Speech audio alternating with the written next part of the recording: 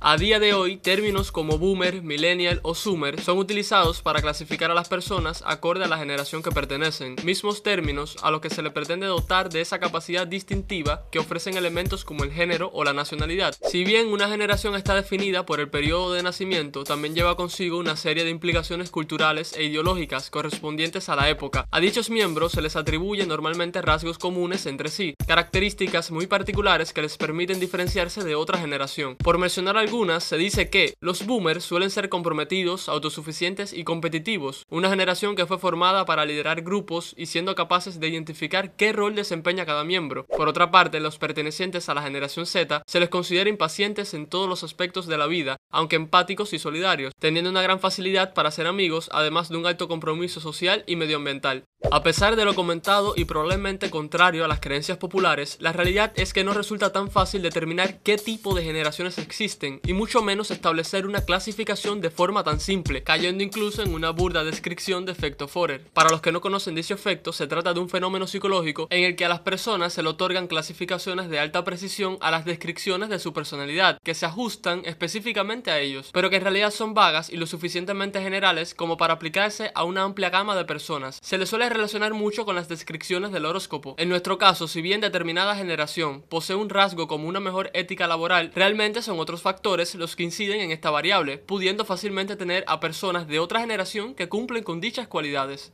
Retomando lo anterior de las generaciones, resulta casi imposible comprobar estas teorías y por tanto siendo consideradas por muchos acientíficas, carentes de soportes en las disciplinas sociológicas, psicológicas o políticas. Argumentando un poco más, estas creencias tenderían a responder a puras cuestiones de mercadotecnia, donde profesionales de esta área buscan segmentar a múltiples grupos bajo la generalización de gustos, personalidades o patrones de consumo, en concordancia a las fechas de nacimiento. Por citar algunos ejemplos, podemos ver cómo algunos sitios ofrecen consejos o métodos sobre ventas para alcanzar mayor éxito en dependencia de los grupos etarios a los que se dirigen. Algunos medios de comunicación y otras instituciones han contribuido a la expansión de estas categorías por la facilidad que brinda su uso para caracterizar a las personas, motivo por el que muchos piensan en estas descripciones como identidades oficiales. Así lo plantea el sociólogo Philip Cohen en un conjunto de criterios establecidos en contra de usar estas denominaciones. La taxonomía de las generaciones es eminentemente cultural y responde en muchos casos a experiencias de ámbito nacional, por lo cual a día de hoy resulta difícil realizar una clasificación de carácter universal. En este sentido, puedo citar el caso de mi país, donde por suerte o desgracia, su entrada tardía a un mundo globalizado denota de una realidad muy distinta a la compartida por otras naciones. Se afirma entonces que el error es pensar que dichos cambios tecnológicos, sociales, culturales e incluso gubernamentales solo afectan a un sector en específico y no a todos por igual, brindando únicamente un solo lado del contraste que se genera. Para aclarar este punto, podemos decir que si bien muchos de una generación pueden simpatizar con cierto género musical o artista, a otra parte puede no gustarle. Cabe mencionar otro problema relacionado al rango de edades que suele abarcar para comprender una generación. Si tomamos como muestra la generación Z, misma que contiene a los nacidos entre los años 1995 a 2010, utiliza un promedio debido a que al parecer no hay una fecha exacta que marque el inicio, llegando a algunas gráficas a indicar su comienzo incluso en los años 90. Podemos calcular que el mayor de dicho corte tendría unos 28 años y el menor unos 13 a fecha de este video.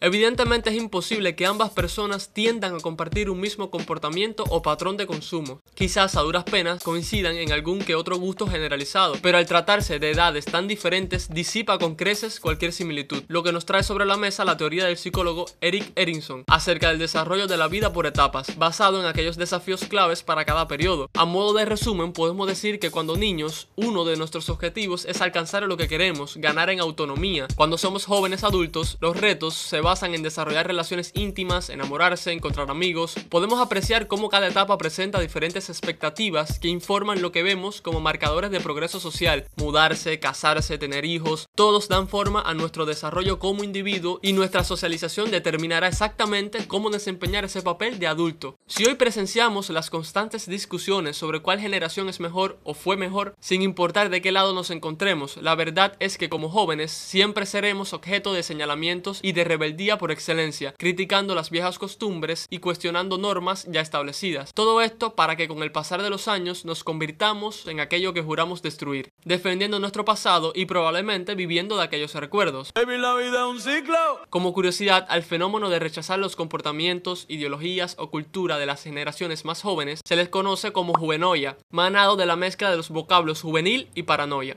En conclusión, podemos decir que, en dependencia de lo observado, encontraremos diferencias entre generaciones, pero sin que se convierta en una variable determinante. Al analizar cualquier realidad social, debemos tenerla presente a la par de otros indicadores y parámetros como la clase social o el género. En definitiva, las generaciones sí existen, pero no les son atribuibles las cualidades mágicas que inferimos cuando les otorgamos el monopolio explicativo de las diferencias entre las personas.